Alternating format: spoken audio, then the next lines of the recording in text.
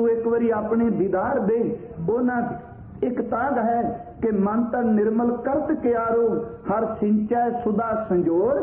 किते किसी हिरदे विच भी तांग पैदा होवे, कहंदे ने मेरे मन ते तन नूं क्यारे बना दे, ते इस तन मन विच अपने नाम अमृत नूं सिंज दे, मेरी ये तांग पूरी हो जाए। मन तन निर्मल करत क्यारो, हर सिंचै सुधा संजोर।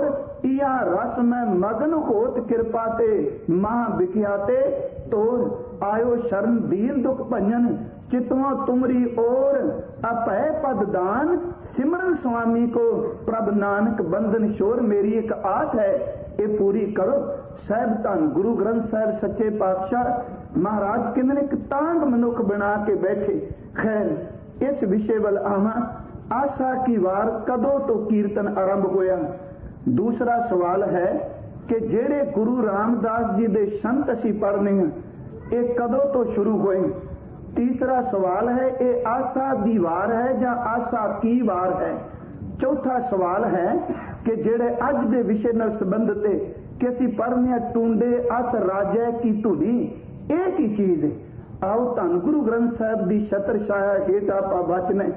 सब तो पहली गल कि कीर्तन का जन्म गुरु नानक साहिब के घर अंदर, कीर्तन का जन्म राय भोए की तलवंडी ते हो चुका सी। गुरु घर दे गुरसिखो, आप नूं पता है साहब ने उथे बाहर दे इलाके विच वणा थले बैठ के उस मालिक की कीर्ति की।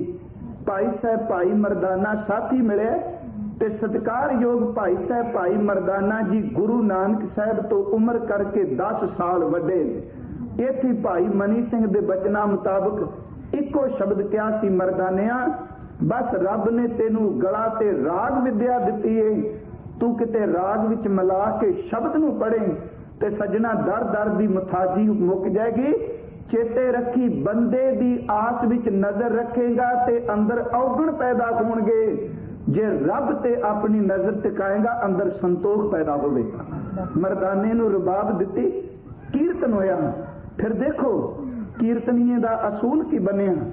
साहब ने अपने तन दी पोशाक दिती ते नाल शब्द कहे सन, मेरे तन दा चोला अपने तन ते पान लगाए, राग दी तेनू सूझे, नानक दा चोला पा के दुनियादारां दे घरां विच गाउणा नहीं, क्योंकि मेरे चोले दी झोली रब तो बिना कदी किसे अगे अड्डी नहीं जाती, परमेश्वर तो बिना किसे अगे झुकड़ा नहीं हो, मुथाजी नहीं करनी।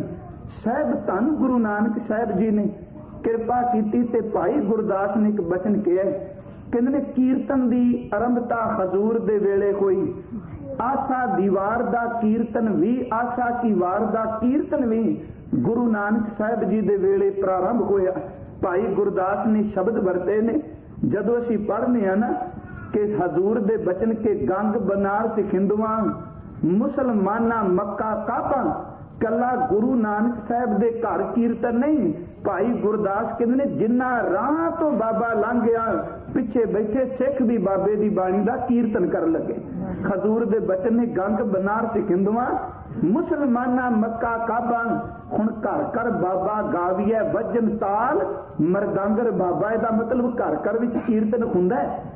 खैर भाई गुरदास ने एक बचन कहा, कहंदे ने फिर बाबा आया करतारपुर, पेख उदासी सकल उतारा, पैर संसारी कपड़े, मंजी बैठ किया अवतारा। ते महाराज जदों करतारपुर दा मुੱਢ ਵੱਜਾ ते उथों दी मर्यादा की सी, ते भाई गुरदास कहन लगे बाणी मुखों उचारिए होए रुशनाई मिटे अंधियारा। कहंदे ने गुरु साहब सारा दिन खेत विच किरत भी करदे ने, ते जदों सिख वेले हो के बाबा जी दे कोल बहिंदे ने ते साहब मुख तो बाणी उचारदे ने, कीर्तन खेतां विच हुंदा पिया, शब्द गाए जांदे ने। ते भाई गुरदास कहंदे ने जेड़ा उस कीर्तन नूं सुणदा है ओहदे अंदर दा करोड़ां जन्मां दा हनेरा बिनस जांदा है। सिर्फ अर्ज कर रहे हैं कीर्तन दी आरंभता, कह लगे बाणी मुखों उचारिए होए रुशनाई मिटे अंधियारा। ते फिर ज्ञान गोष्ठ चर्चा सदा, उत्थे फिर साहब नाल गोष्ठ करन वाले फकीर भी साधु भी संत भी आउंदे ने, जेड़े चर्चा भी करते ने। ते भाई गुरदास वाह मेरे साईं दी चर्चा दा रंग कदी तकियो, साडी चर्चा रूखे पंते खलोती है, साडी चर्चा एक दूजे नूं नीवां लाण ते तुली है, पर बाबे दे घर चर्चा हुई ते भाई जी कहंदे ने जिन्हें एक बारी गुरु नानक साहब नाल चर्चा कर लई कहंदे ने ओहदे अंदर अनहद नाद चलन लग पिया। बाणी मुखों उचारी है, खुर सुनाई मिटे अंधियारा, ज्ञान गोष्ठ चर्चा सदा, कह लगे अनहद शब्द उठे तुंदकारा। उथे एक नेम बना दिता सिखां दे नितनेम दा, कह लगे कि सोदर आरती गावीए, शाम नूं सोदर दा कीर्तन जेड़े शब्द सन हजूर दे ओ गाउणे ने, ते प्यारिओ नाल आरती दे शब्द गायो, ते अमृत वेले उठ के तुसी जप साहिब दा पाठ करना। सोदर आरती गावीए, अमृत वेले जाप उचारा, ये हजूर ने नेम बनाया। गुरु अंगद साहिब दा समा आया ते लिखदे ने गावे वार रबाबी आशा, के रबाबी आशा की वार गाउंदे ने। धन गुरु नानक देव सच्चे पातशाह ने वार केवल पौड़ियां विच उचारण कीती।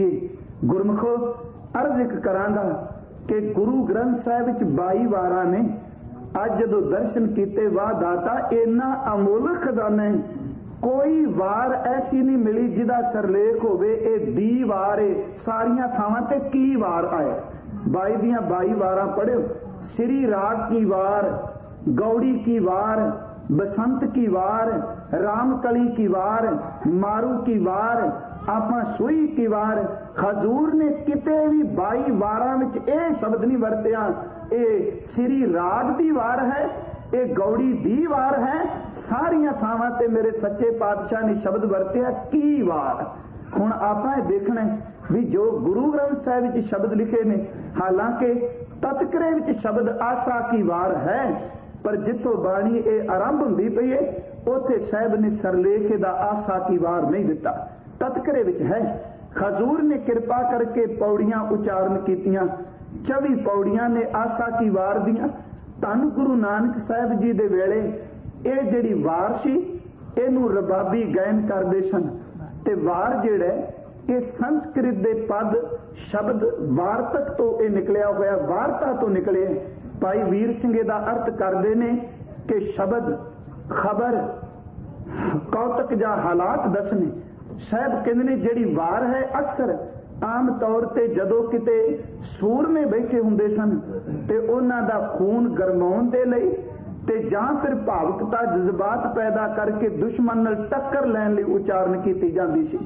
साहब धन गुरु नानक साहब ने आशा की वार जदों उचारण कीती, कहण लगे ऐ मनुख अज तीकरा केवल सूरमे जूझदे रहे नहीं, बाहर दे दुश्मन नूं फतेह करन दे लई आ मैं तेनू अज आशा की वार दे नाल जोड़ना। इत्थे भी दुश्मन कई जन्मां तो तेरे नाल आउंदा है, ते जदों तू इह वार नूं सुनेगा कर्म कांडा ते वकारा नूं खत्म करके जित के आएगा, ते इहदे विच तेरी भी शोभा ते तेरे मालिक दी भी सिफत होवेगी। आशा की वार गायन करनी असुरी संपदा जेड़े काम क्रोध लोभ मोह अहंकार आदि विकार ने, इन्हां ते जित प्राप्त करन दे लई मेरे साहिब सच्चे पातशाह ने कृपा करके 24 पौड़ियां दित्तियां। हजूर आप आशा की वार दा कीर्तन करते रहे। गुरु अंगद साहिब दा समा आया, हजूर ने अपने कोलों मिलते जुलते श्लोक उचार के आशा की वार रबाबियां नूं गायन दा हदायत की। उस तो अगे समा आया धन गुरु अर्जुन साहिब दे वेले पहला ये आशा की वार केवल रबाब नाल गाई जाती रही। जदों धन गुरु अर्जुन साहिब दा समा आया, सत्ता बलवंड चले गए। मेरे गुरु अर्जुन देव जी ने हरमंदर साहिब बैठ के सिरंदे दे नाल आशा की वार दा कीर्तन कीता। धन गुरु हरगोबिंद साहिब दा समा आया, सिरंदे दे नाल ताउस ते मरदंग जोड़ी 20 वजे ने।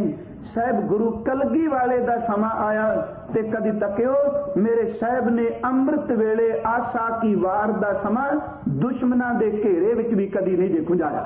एक अर्ज करनी दरबार साहिब अंदर आशा की वार जदों आरंभ हुंदी है, सूरज दी टिक्की निकलन दे नाल इहदी संपूर्णता है। धन गुरु गोबिंद सिंह जी दे संबंधी एक बचन लिखिया विद्वान अल्लाह यार खां जोगी ने।